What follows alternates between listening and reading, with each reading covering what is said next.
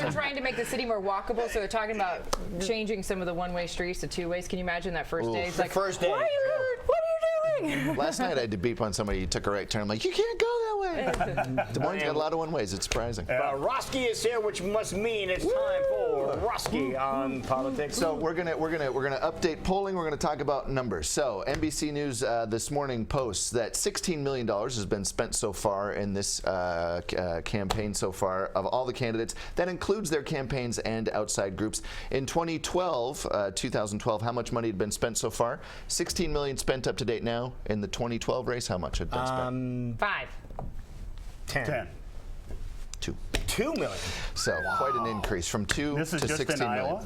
No, this is nationwide. National, okay. So if you look at some of these people who have been spending, top spender right now, John Kasich has spent $3.7 million in New Hampshire. Next is Rubio, 2.6. Hillary's at 2.2, mostly in Iowa and New Hampshire.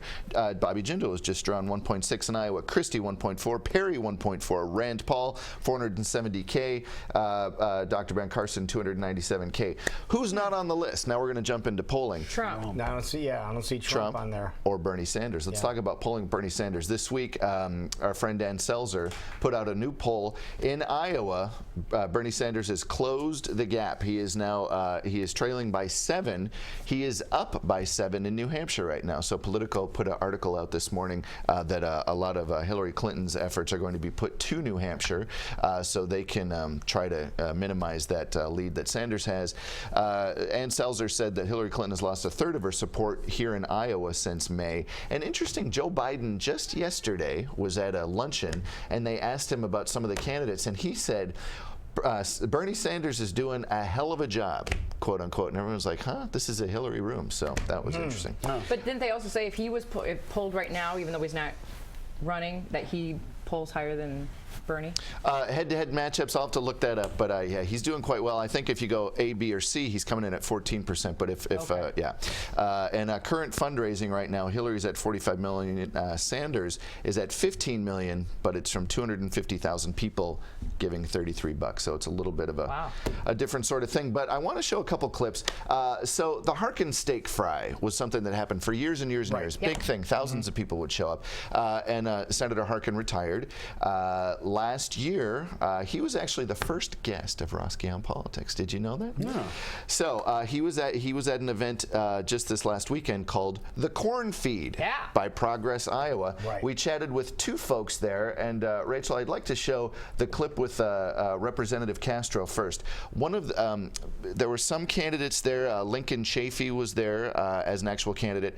Senator Tom Harkin was there speaking on behalf of Hillary Clinton, and so was Representative Joaquin Castro. He and I spoke after the event at a Mexican restaurant down the street. Let's take a look. Welcome back to Roske on Politics. This is Congressman Joaquin Castro. Now, you just spoke at Progress, Iowa. We're now here at Cinco de Mayo. It's a Mexican restaurant. I've actually eaten here a bunch. I love it here. Yeah, they say it's great. I haven't had a chance to taste the food, but they tell me it's great. It is. We'll give them a plug. They didn't pay for it, but it's good eats here. You were just asked by a small group about a potential Clinton-Castro ticket. Tell us, you answered some of it, but there's already some chatter going on. What's going on? Yeah, no, you know, my brother gets asked. I get asked once in a while. Particularly about my brother. And you know, the vice presidency has got to be one of the odd, if not unique, offices in American politics because it's one that you don't run for. The nominee, I hope that it's Hillary Clinton, but whoever the nominee is gets to pick who their vice president's going to be.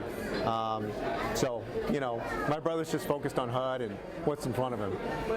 So a possible Castro-Clinton ticket, big deal now. Joaquin's twin brother is Julian Castro, former mayor of San Antonio, now in President Obama's cabinet. So that was really cool to get to talk to him about that. But before we go here, we still have time. Senator Tom Harkin was at the Corn Feed, and I'm just a big fan of his. So here is part of my chat that you'll see more of Sunday. Sunday's episode is all from the Corn Feed. People said, boy, your show's gotten really Republican. I said, well, there's so many candidates. candidates over there. There's no choice. I mean, you know, they have 5 events, you know, and there's 5 candidates on the Dems. So this week, this show and Sunday's show is all about Democrat politics. And actually, this weekend, very excited I get an exclusive sit down with Bernie Sanders to talk more about what's going on. And that's I'm excited about that. But here's Senator Tom Harkin. This man needs no introduction, Senator Tom Harkin. How are you today, sir? I'm great. What could be better? It's fall, it's nice, and I'm with a bunch of progressives. You know, the last time we spoke, it was at the House over on the East Side, and you have had a busy year.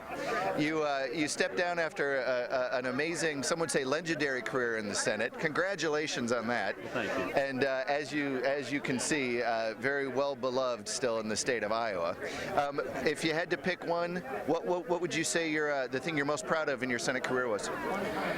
Well, as you know, this is the 25th anniversary of the Americans with Disabilities Act. Sure. And that has my name on it. I was the chief sponsor of it. Look, a lot of people were involved in getting it passed, but it still has my name on it. So that's what I'm proud of more than anything else. I was the chair of the Disability Policy Subcommittee at that time, and we got the bill through, and it's, when we look around it, I mean, it really has changed a lot in America, so I'm very proud of that. We're at an event today called Progress Iowa. Is this taking the place of the Harkin Steak Fry? Are you going to bring that back? No, I don't think I'll bring the steak fry. I said last year would be my last one. I capped it off with both Bill and Hillary Clinton last year. But those take a lot of work, you know. Yeah. And, you know, I don't have staff anymore. And I don't go raising money politically any longer. So, no, I think maybe something like this might take the place of it. A nonpartisan kind of event for progressives. But no, I won't do that. I'm spending most of my time now with the Harkin Institute on Public Policy here at Drake University in Des Moines. Yeah. You can Google it. Go on and see. We're doing some really good stuff at the Institute. You've endorsed Secretary Clinton for the presidency. How would you suggest or her campaign handle this email thing? Is there something there? Or what's going to happen moving forward? I got to tell you, I've looked at that email thing, and there's no there. You know what reminds me of more than anything? The long time persistence of a lot of, how can I say it, right-wingers and others to go after her on Whitewater. A lot of people don't remember Whitewater. I remember it. Sure. There was never anything there. Sure. But they kept at it and kept at it as though there was something. And it's like these emails. There's no there. And if I go around Iowa and I talk to people, I honest to God, have never had one person, Democrat, say to me, I'm really concerned about those emails. There you go. It's just not an issue.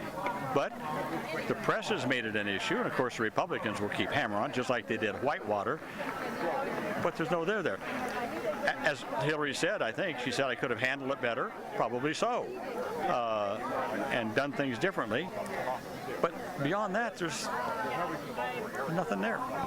Legendary U.S. Senator, and actually the first political guest of my show, Roske on Politics, Senator Tom Harkin. Thank you so much, sir. Hey, thanks, Roske. Thank you. So you're going to see more of that from Sunday. You'll see more with Harkin, more with Representative Castro, Lincoln Chafee, actually State Senator Mike Gronstal, and a bunch more. Roske on Politics on this channel, 11:30. Check it out. We shall. It's become habitual now. Habitual. We go over automatic. It's 11:30. We switch. Can't get away. We just want to check you out. Wonderful. Good job, man. It is 9 minutes before 10 o'clock. We'll be right back. Jackie's to tell you all the great things happening in town today. And